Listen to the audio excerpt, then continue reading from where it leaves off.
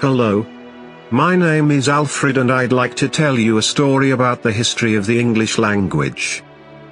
Languages have deep and complex histories, so I will only share a bit at this time. This video addresses the transition from Old English to Middle English, which occurred roughly from the 5th century until the 11th century Common Era. I will highlight the major events that contributed to this change. Now, let's go back to the 5th century, when people of Germanic origin are first known to have inhabited England.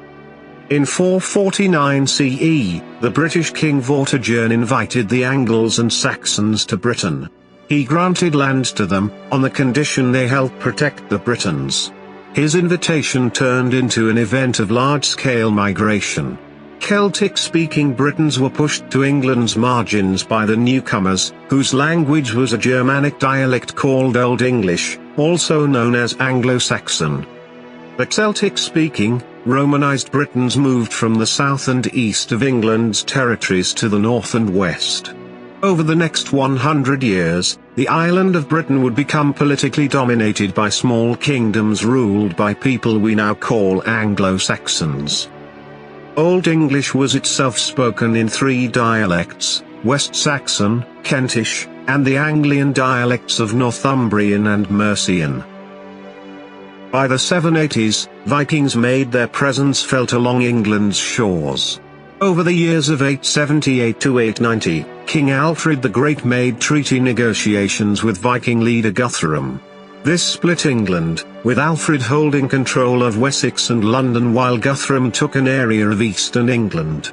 This area was subject to Danish laws, becoming known as the Danelaw. There are some Scandinavian place names found there to this day.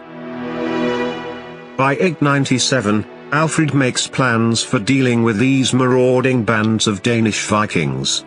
The Anglo-Saxon Chronicle relates his activities that year, and the generally satisfactory outcome.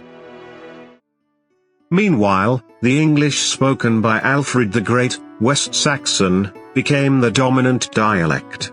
It achieved the widest acceptance, and in fact, most of the Old English texts we have to study are inscribed in West Saxon. During this time, Old English underwent changes such as the loss of final syllables, and a simplification of morphology. However, many words from Old English endured to modern English.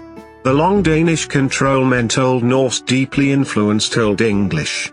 In fact, the varieties of Germanic spoken by the Anglo-Saxons and the Scandinavians were so similar that speakers of both could accommodate one another in ways that allowed for linguistic interchange.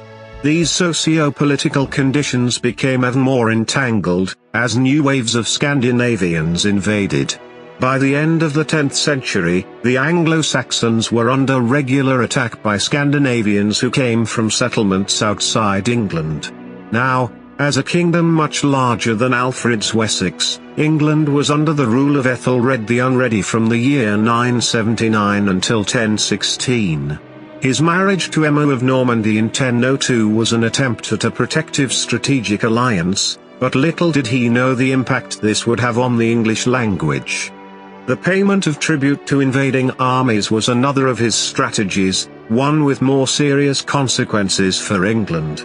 The tax to fund these payments was called the Dane Gold. Implementing this tax not only eroded support for him by his subjects, it enriched the coffers of invading Scandinavians. This enabled Danish king Sweyn Forkbeard to defeat Ethelred in battle. The English king fled into exile, and Sweyn briefly became ruler of England. He died shortly thereafter, and his son Canute invaded, becoming king in 1016. He married the former king's wife, Emma, in 1017. This laid the foundation for a profound shift of England's international influences, changing the connections from one between England and Scandinavia to one between England and France. Thus, we have set the stage for the transition from Old English to what would become known as Middle English, with its deep French influence. But that is a story for another time.